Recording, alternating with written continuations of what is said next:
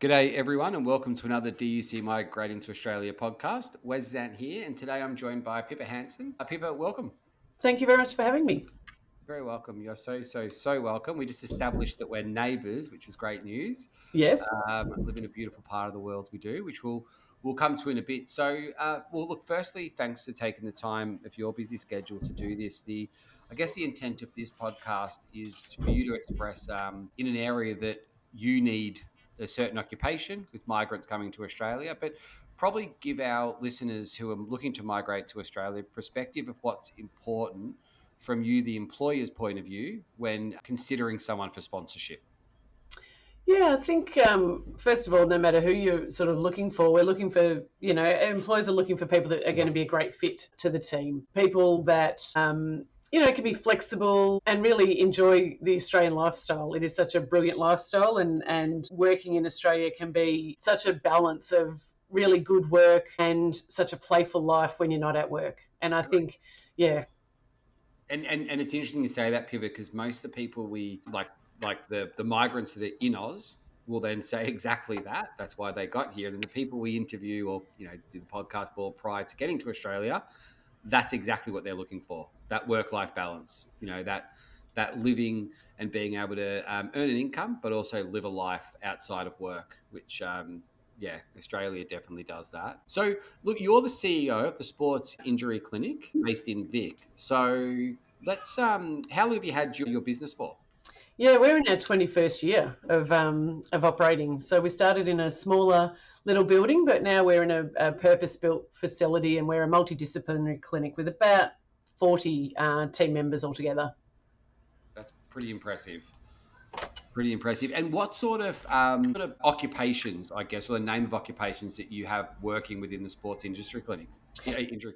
Yeah, so the base of our clinic is physiotherapy, and I say that because when we were in the smaller clinic, that was the base of our business when we first started. And the reason we sort of moved and grew and purpose-built something was because our clients were saying, stop sending us elsewhere. We want, if we need a podiatrist, can you get one in for us? And if we need a myotherapist, can you get one in? So our building at the moment has physiotherapy as our main, as I said, our main sort of allied health, but then we've got myotherapists, podiatrists, hand therapists, sports and spinal doctor, specific physio pelvic floor physiotherapists. And then we have upstairs, we're a 2-story building, we have our clinical Pilates small groups and our exercise physiology rehab, which do private and compensable clients as well. So we met the needs of our clients. I was going to say, you've got like every element covered, which is, hence the reason why you're the clinic. Yeah, and look, that's exactly what they were asking for. That and a decent car park, so we gave them that as well.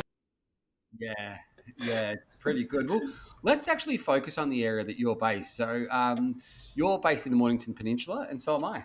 Yes, a beautiful part of the world.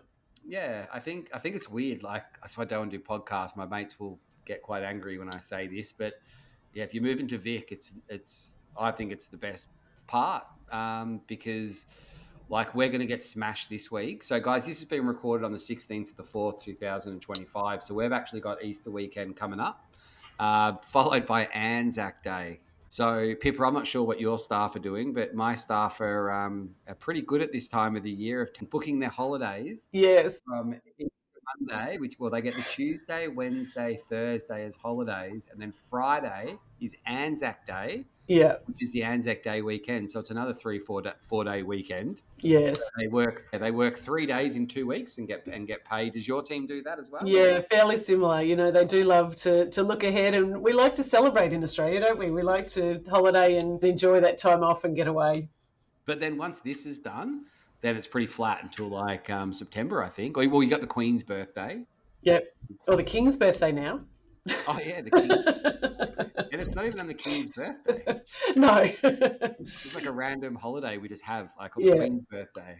Must have been a Queen's birthday many queens ago, I guess. So we stuck with it. We just didn't change the actual, the day. So yeah, we're not giving up that public holiday. Yeah, and look, and the reason why I was getting at that is because we get like really busy at that time, and then it's just like when I say busy, like the area itself where we are gets really busy, and then it just like when winter's here, it's like a ghost town. It's so lovely. Yeah, like it's. just Best of different. both worlds. But it really is. And what would you say from where you're based to the city centre? What do you reckon? What, 50 minutes, 40 minutes?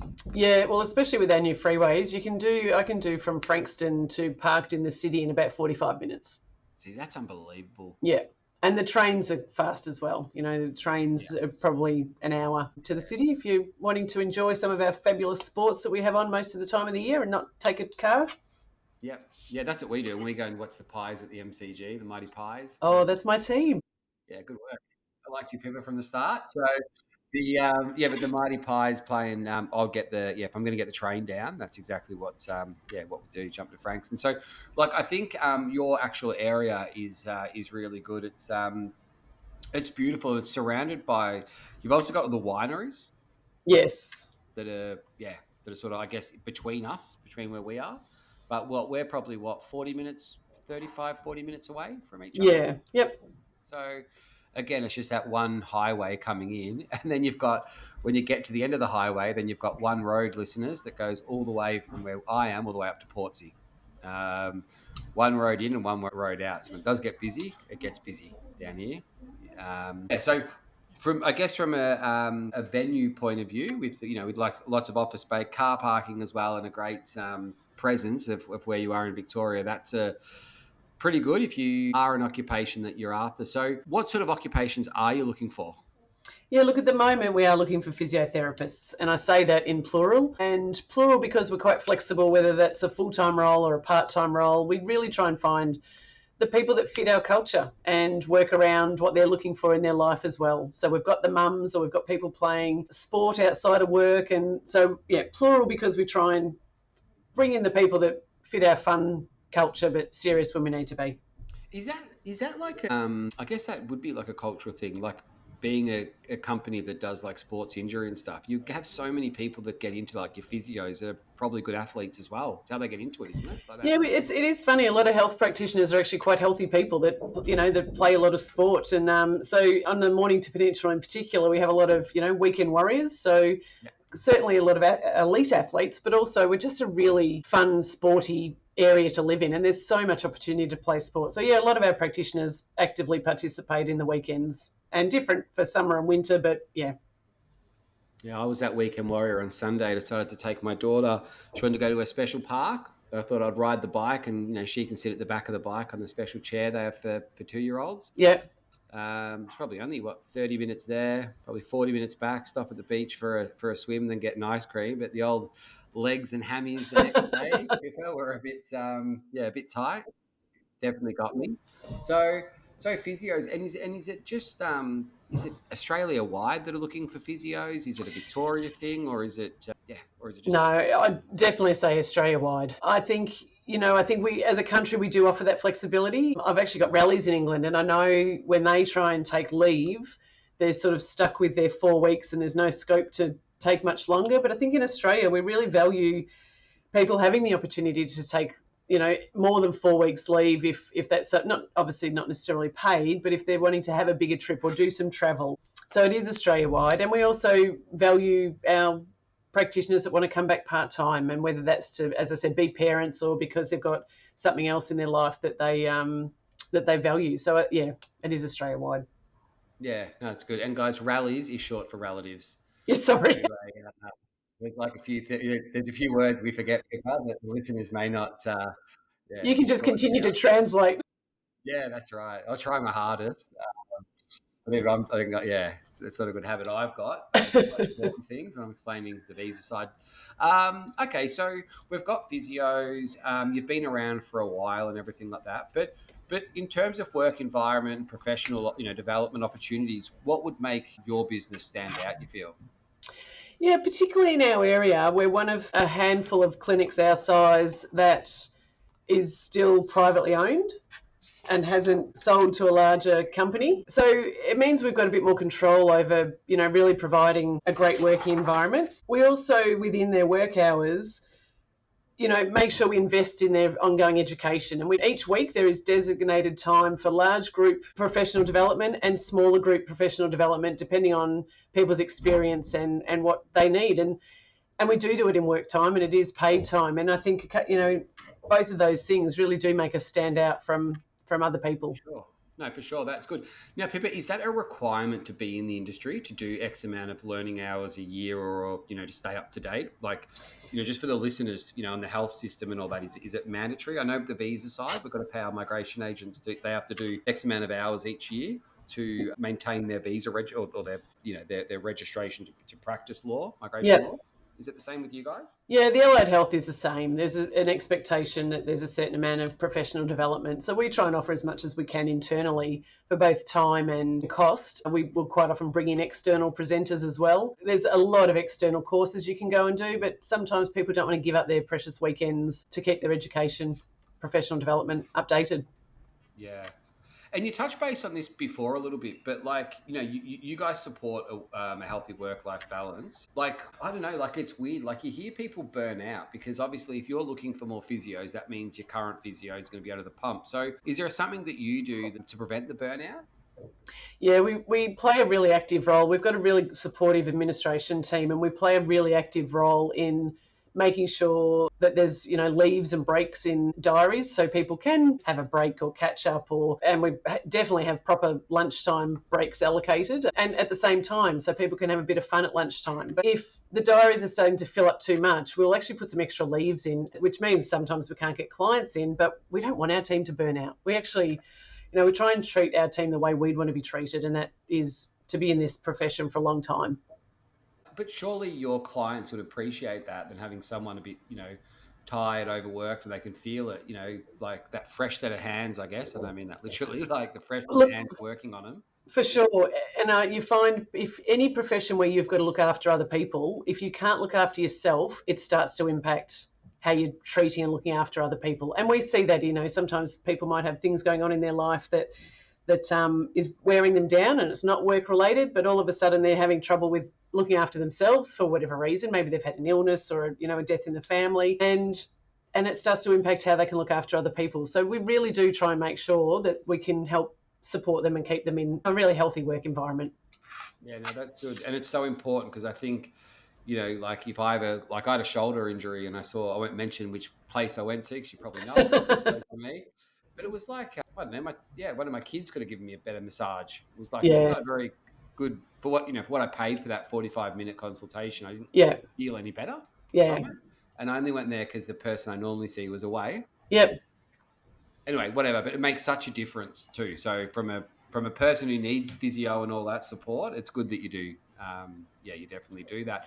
Now, as an employer, right, if you're looking to sponsor people or to employ migrants, what are qualities or characteristics do you look for? Obviously for physios, but also, because not all of our listeners are going to be physios, right? So no, for sure. I'll sort of use if you don't mind, like, you're 21 years running the business and all that. That's a long time to have a well-established business now.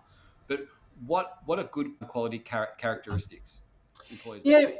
Particularly for our team, we're very collaborative. So being able to work in that team environment with all the different allied health professionals we have, it really is about who is the best practitioner at that time for the client. So they might start with a physio, but then they might need to go and do some rehabilitation with our exercise physiologist. So that real collaboration and being part of a team, no egos, you never know it all. No matter if you've been a practitioner for 30 years, you're still learning, things are still changing.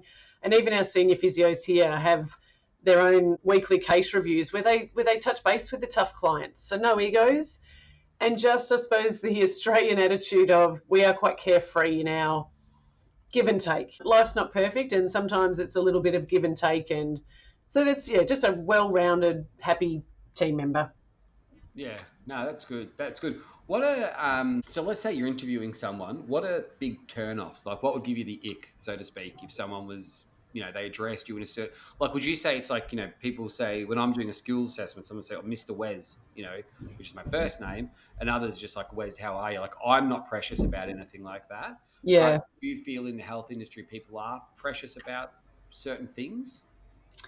I think it's probably more just that know-it-all attitude, because that doesn't serve anyone. Some of our physios out here now are coming out with Doctor of Physio, but our team don't seem to be calling themselves doctor. They still seem to like just being, their first name.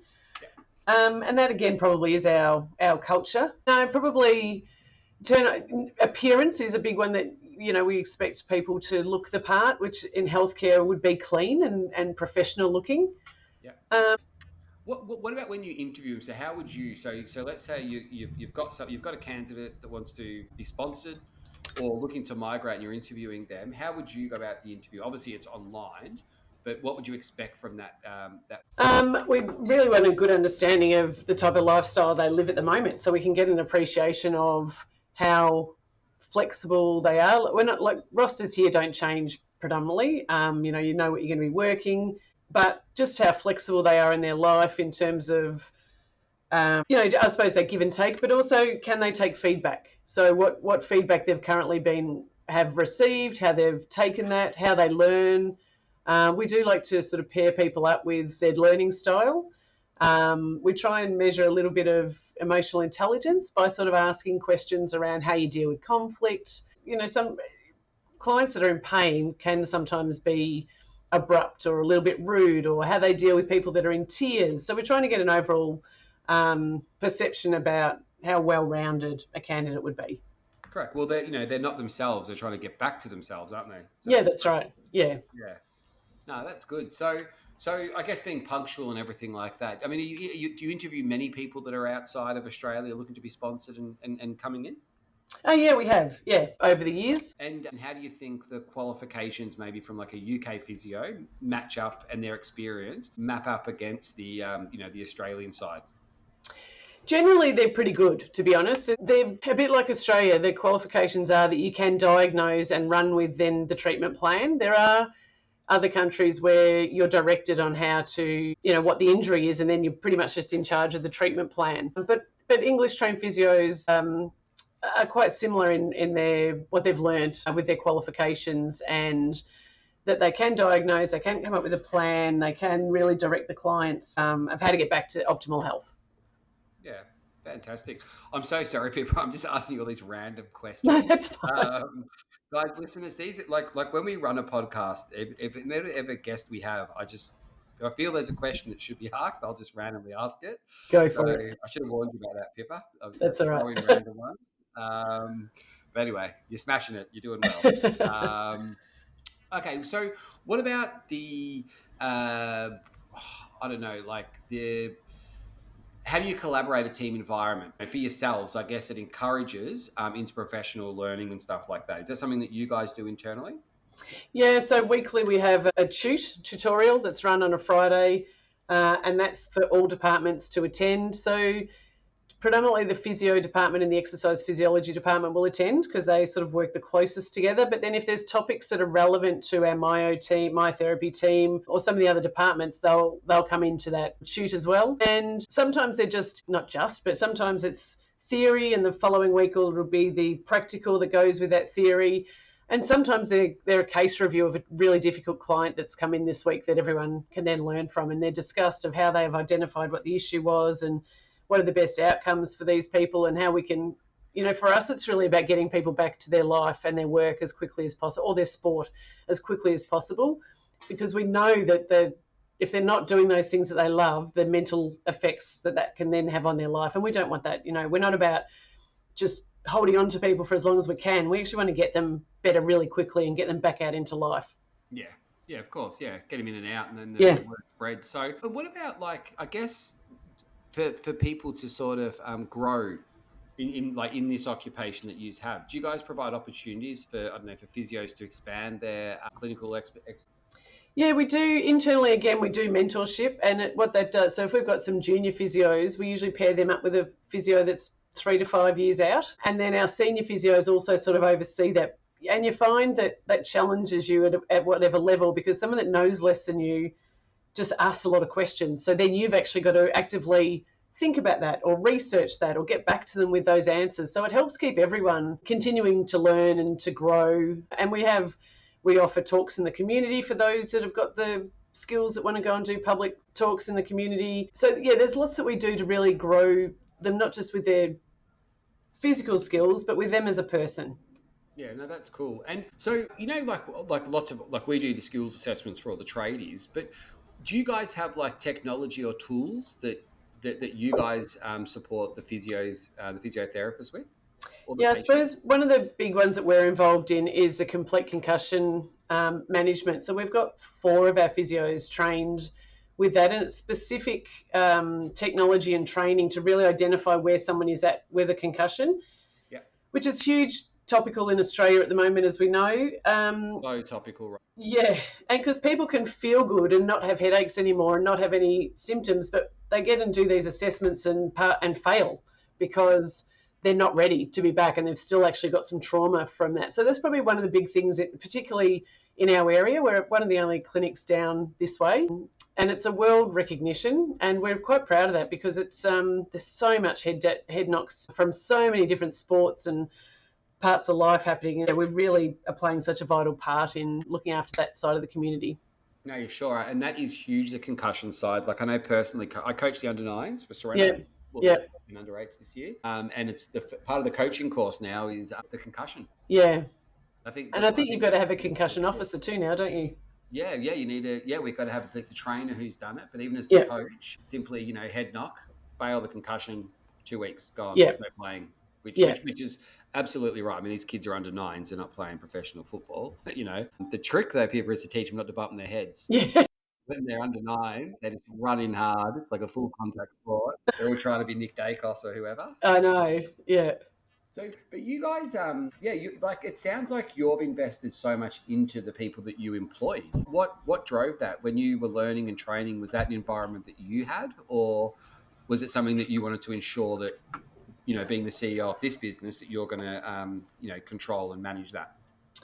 Yeah, probably what I was looking for our business. So the point of difference is that we want our practitioners to be the best so that they can give the best. So if I'd recommend any of my practitioners to any of my family members or friends, I don't, and that's sort of my radar of would I let my mum see this person or would I let my best friend see this person? And I never want the answer to be no.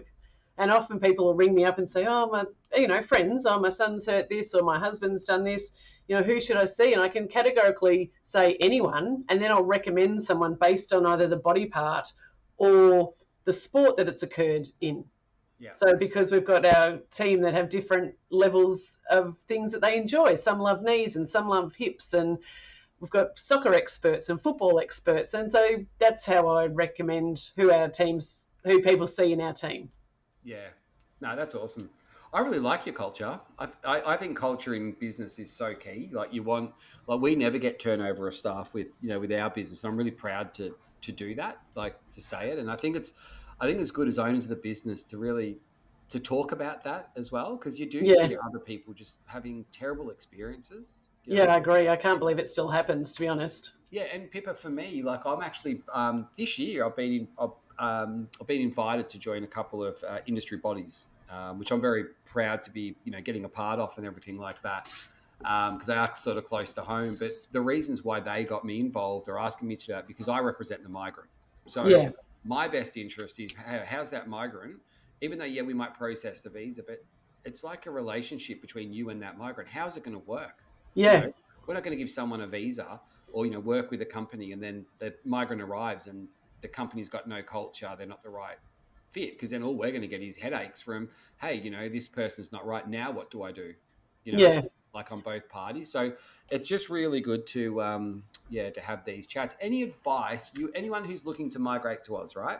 Yep. Firstly as a physio, and then after that, what any occupation, what advice would you give them? So as a physio, or in the and anything in the sports sort of injury side, any of those large words with those massive occupations that you guys use, the therapist at the end of them all. I think some of the things we've discussed about, what are the work conditions and what are the expectations around what breaks do I get in my day or what does lunch look like? And these seem like really trivial things, but there are still organisations, not just in healthcare, that, burn people out. Yeah, So I think really getting an understanding of what a workplace looks like and maybe what their turnover looks like. So I'm trying to, every year we organise a lunch for those that have worked here for more than 10 years. And we've got 15 that have been invited to that this year that have been here more than 10 years that's cool, isn't it? and 3 celebrating being here 20 years. Yeah, so good. You know, And so you can learn a lot, as you said, by the staff turnover and what that looks like. So you're really trying to get a real understanding about the workplace and the work conditions. Do you as an employer, you're interviewing a migrant. Are you happy that they're asking what they feel are necessary questions about your business, or do you feel? I guess I'm trying to get like tips out here to the migrant. You know, as an employer, when someone was asking you lots and lots of questions, would you be saying, "Oh, that's a bit annoying," or would you? No, no. I love it. I don't want any surprises. Ask as many questions as you can and that you want to know the answers to, and especially if you're coming from another country. You know, I can't see the beach, but it's literally across the highway. You know, at lunchtime, people go for a dip sometimes and go for a walk along the boardwalk. You know, where's the clinic located? What can you do in your downtime? Where's your family going to live? What support can we give these families? We know migration people need somewhere to live. Yeah. And it's interesting. I'm involved in a VFL football club, so it's sort of a top level football club. And one of the things we do as part of recruitment of trying to find players is say, okay, all right, where are they coming from? Where are they going to live? What job do they need? And we actually try and facilitate that, which I think is no different to the conversation we're having today and what role you play. Yep, 100%. So how can we properly support them? So please, definitely ask as many questions as you can to make this a really good transition for you, and if you're coming with your family. Yeah. No, this is awesome. Who's the VFL team? I've got to ask that. Frankston. Oh, yeah. I did some the Mighty Dolphins. Yeah, we did some training there, some coaching training there not that long ago. Oh, lovely, yeah. Yeah. They're playing Richmond this week, the Friday night. Should be huge. Yeah. Guys, footy in Australia is massive, especially in Victoria, South Australia, and WA. It's a bit quieter in New South Wales and in Queensland. They do like their rugby, which is good. So, Pippa, anything you'd like to add before we close this podcast?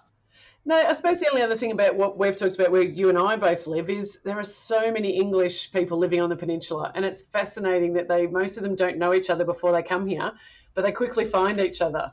And it's because it's such a beautiful place, and it's great to, as I said, to work and then to live and enjoy life. There's actually a page called Poms on the Peninsula, a Facebook group. Sometimes I find myself at like events with all my English friends, and I'm like, hang on, how come I'm the only non-English one here? I think WA, like you hear lots of people over there, the employers, like, have you had English people before? And they're like, oh, have I had English people? Half my staff's from England. But, I guess we've got listeners from all over the world. But look, guys, if you are a physio and you'd like to apply for any of the jobs on our employment hub, they've got it. But Pippa Hanson from the Sports Injury Clinic based in Frankston, you've been an absolute legend. And I really appreciate the time because it does add value because, migration is difficult. The stress of migration, not like I always say this in every podcast, no part of migration is fun. The only good part is when you get the visa granted. Yes. And when you get that, then you've still got to make your life when you get here in Oz. So it's challenges from the first thought of migrating to actually, takes you a good couple of years to get settled. And even then you've got the challenges of when something happens, being away from family and friends. But if you've got a network of support that Pippa offers with her development internally with the workforce, it's pretty cool. I think you're covering lots of things, Pippa. So I'm very grateful that you do take on our physios as well. I really appreciate it. Yeah, no, thank you. Cool. All right. Well, listeners, cheers for tuning in, and we'll catch you on the next one. Keep safe and keep the dream alive for Oz. Cheers, guys.